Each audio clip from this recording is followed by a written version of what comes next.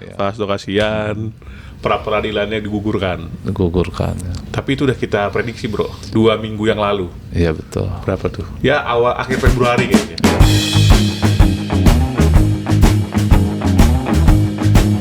Halo Pak, ini saya baru mau syuting dulu Pak, nanti 15 menit lagi lah ya.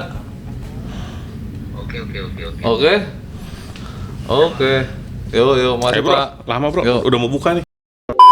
Assalamualaikum warahmatullahi wabarakatuh. Perikmat hukum sekalian, kami lagi Advokat Du.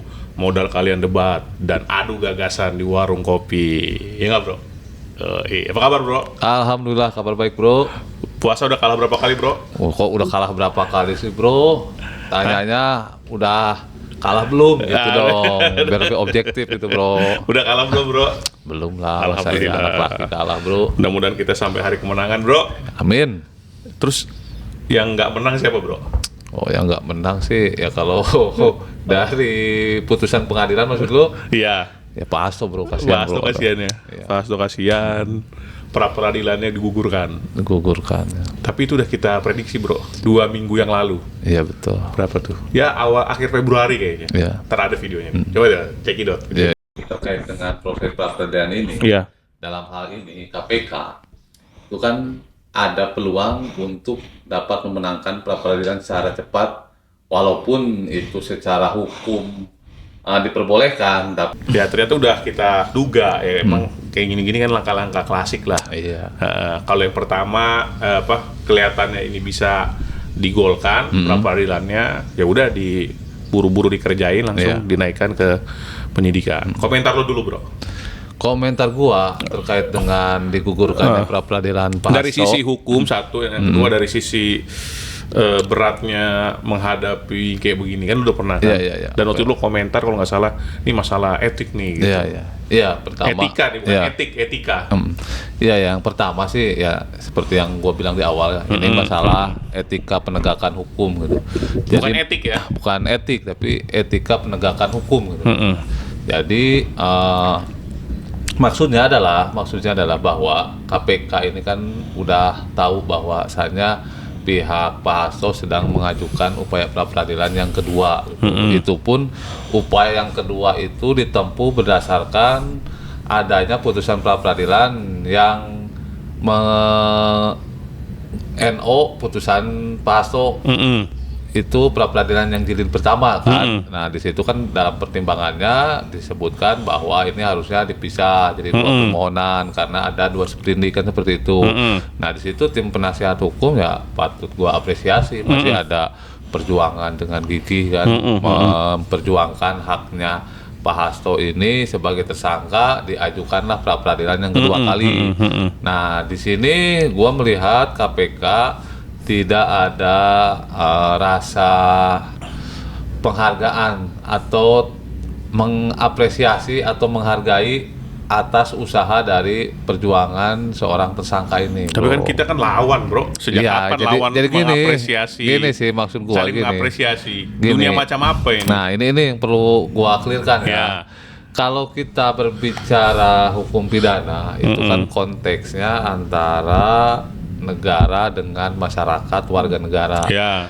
Nah, ini bicaranya antara negara dengan masyarakat. Jadi kalau menurut gua nggak ada istilah lawan kalau menurut gua. Ya. Namanya negara berhadapan dengan warga negaranya ya. Kecuali kalau ranah perdata atau PT UN gitu. Itu lawan oke, sebanding kan. Ibaratnya tuh badan hukum dengan badan hukum, perorangan dengan perorangan. Nah kalau ini kan konteksnya hukum pidana, jadi kalau menurut gua sih nggak ada lawan kalau di sini sih. Ibaratnya tuh bagaimana negara memperlakukan warga negaranya, memberikan keadilan terhadap warga negaranya. Dari gitu. sisi situ kan? Iya dari sisi situ. Dalam hal ini warga negaranya sedang memperjuangkan rasa keadilan yang menurut dia ya diperlakukan secara tidak adil gitu. Nah, usaha itu ditempuhlah melalui sarana pra peradilan gitu. Sarana pra peradilan ini kan sarana korektif. Iya, betul. Nah, sarana korektif itu kan ya biasalah namanya orang agak susah lah, agak sulit menerima kalau kita dikoreksi gitu kan. Ya karena akan menggugurkan pekerjaannya tentu ya kan. Itu kan satu. Dan secara hukum kan nggak melawan hukum, betul nggak? Ya, Ya, kalau ya berarti lu kembali ke konteks keadilan, yang mana keadilan itu lagi-lagi sifatnya ya bisa menurut lu adil, bisa menurut orang lain adil. Kan keadilan itu kadang-kadang berbeda, nggak sama. iya tergantung melihat POV kan? dari POV sudut pandangnya kan seperti itu. Nah, cuma kan gua di sini gua hanya menyampaikan bagaimana di posisi seorang lawyer saat mendampingi kliennya. Lu sering- diperlakukan berarti seperti lu itu, sering bro, kena begini, bro? Gua pernah. Oh, pernah. Sering singgah mengalami ya? gitu. Pernah Ya, mengalami. gua harus akui gua pernah mengalami Oke. seperti ini. Makanya di situ gua sebagai lawyer ikut merasakan Ya. apa yang dialami mungkin dengan Pak Magdir. saat Oh. ini, bro. Jadi di situ Jadi Pak Magdir mirip sama lu, bro? ya posisinya pada saat itu Oke. sama, gue pernah mengalami seperti itu. Tapi gini juga yang perlu gue jelaskan di sini kan, karena itu hal-hal seperti itu udah jadi landasan bagi mereka untuk melakukan atau menyiasati gugurnya pra peradilan pihak pemohon, Iya, bro. iya. Jadi itu udah bagian dari strategi gitu. Walaupun secara hukum itu dibenarkan, tapi gua menilai secara etika Tidak dilarang, bukan dibenarkan. iya tidak dilarang, tapi secara etika itu nggak baik gitu. Oke. Gitu, Karena bro. tadi warga negara dikasih kesempatan lah Iya. untuk mengkoreksi kita. Iya Itu kan? udah dikasih sekali. Iya kan masih ada peluang. Emang berapa lama sih pra peradilan itu Dan kan? nanti begitu 1 minggu. ntar setelah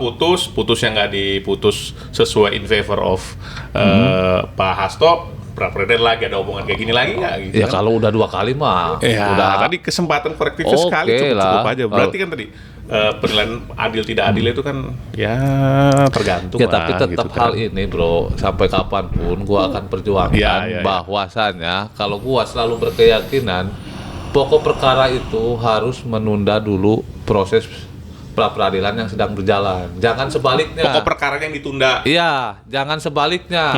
Pra peradilan ini bisa gugur dengan majunya pokok perkara. Ya, Nah, memang kalau gua secara logika agak aneh. berpendapat harusnya seperti itu karena hak seorang tersangka ini harus diutamakan terlebih dahulu Iya, untuk betul. mengoreksi tindakan penyidikan yang dimana penyidikan mempunyai kewenangan yang luar biasa untuk menahan tersangka, menangkap tersangka, kan seperti itu ya. Tindakan-tindakan yang dimungkinkan melanggar hak asasi manusia itu perlu dikoreksi secara ketat gitu, bro. Ya, dan namanya hukum administrasi kan secara formil harus benar dulu kan. Iya. Baru kita minta ke pokok perkara secara materialnya.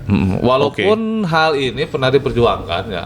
Kalau gua nggak salah baca waktu itu ada putusan Mahkamah Konstitusi juga, pemohonnya kalau nggak salah Pak Magdir juga. Iya, udah pernah, Nah, cuma waktu itu permohonannya ditolak untuk mendahulukan proses pra peradilan ini Iya. sebelum sidang pokok perkara gitu, Iya, bro. iya. Nah, Boleh gua lah kita korektif, sependapat tapi yang udah itu. ada KUHP baru sih, bro. Iya, tapi Harusnya nanti diakomodir ada aja, KUHP baru bisa kita masukkan saran di situ.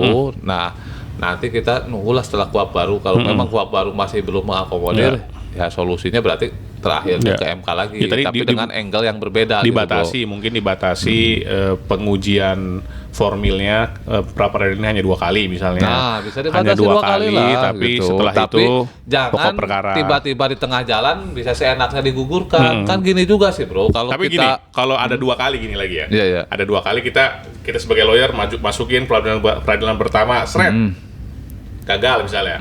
Udah mau naik pokok perkara nih, kita tahu nih kabar-kabar udah mau naik pokok perkara, kita masukin lagi pra peradilan. Kadang-kadang jadi alat juga. Tapi kalau 2 kali sih udah hal yang ini Ya, sih. maksud gua Maksudnya tuh hal masih yang jadi logis. loophole juga. Atau enggak, kan bisa juga Dimanfaatkan. diatur. Misalkan waktunya dari semenjak tersangka batas waktu mengajukan pra peradilan berapa lama, itu kan lu itu pinter. bisa. Gua kan dari dulu pinter, bro. Itu kan gue yang kasih tahu Oh, tadi, gitu bro. ya. Nah, kan bisa diatur Ya, seperti udah, itu, bro. itu lebih Maksudnya, oke. Nah, itu lebih memanusiakan si tersangka Betul, gitu. dalam waktu 30 hari atau berapa bulan gitu ya. Karena gini juga ya, gua perhatikan antara MK dengan EMA ini sering banget ngasih jalan, bro. Oh, itu nantilah, Khususnya itu urusan terkait dengan nantilah. pra peradilan. Enggak, ini gua harus buka dulu Iya, itu memang soal banyak. menggugurkan pra peradilan. Karena Tapi gini, pra peradilan ini awalnya itu diatur di dalam putusan MK nomor 102 2015 bahwa yang menggugurkan pra peradilan adalah pada saat sidang pertama pembacaan surat Iya. dakwaan. Nah, Mahkamah Agung bikinlah SEMA lagi Iya. tahun 2021, malah lebih dipersingkat lagi. Iya. Jadi bukan ngikutin putusan MK, dia maka bikin SEMA bahwa pra peradilan gugur pada saat dilimpah dilimpahkannya Iya. pokok perkara. Jadi malah dibikin lebih singkat lagi. Ini bukan sekali dua kali memang. Bukan sekali dua kali, Kayaknya MK udah belasan. selalu bertentangan dengan Iya, MA. udah belasan kali mungkin atau puluhan kali mungkin kalau dimasukin banyak. Iya. Udah berapa kali, banyak banget. Iya. Nggak kehitung lah kalau kita. Bukan nggak kehitung, banyak banget. Oke, terus selanjutnya kan Pak Hasto pokok perkara. Iya. Sidang pertama itu kira-kira bagaimana gambarannya? Kalau sidang Lagi-lagi ini bukan buat netizen, bro, bukan buat gua. Iya. Buat siapa dong? Buat netizen. Buat netizen. Iya. Sambil nunggu buka. Bro. Iya, terus.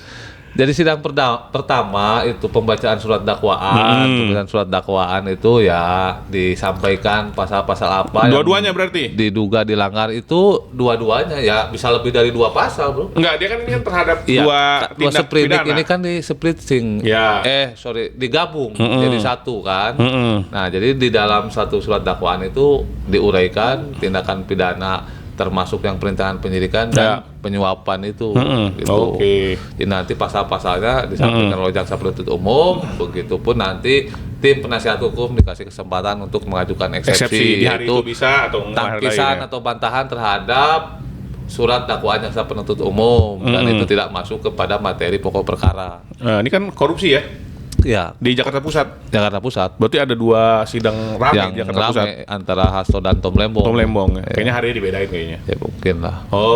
Oke, kira-kira itu aja sih. Oke. Nanti kita lihat pasca hari Jumat kayaknya ya. Jumat. Kalau jadi sidangnya Jumat tanggal berapa? Ya, lu kebetulan masih ada agenda. Hari kedua Maret, Pendek, Bos. bulan kedua Maret, minggu kedua Maret atau minggu ketiga Maret.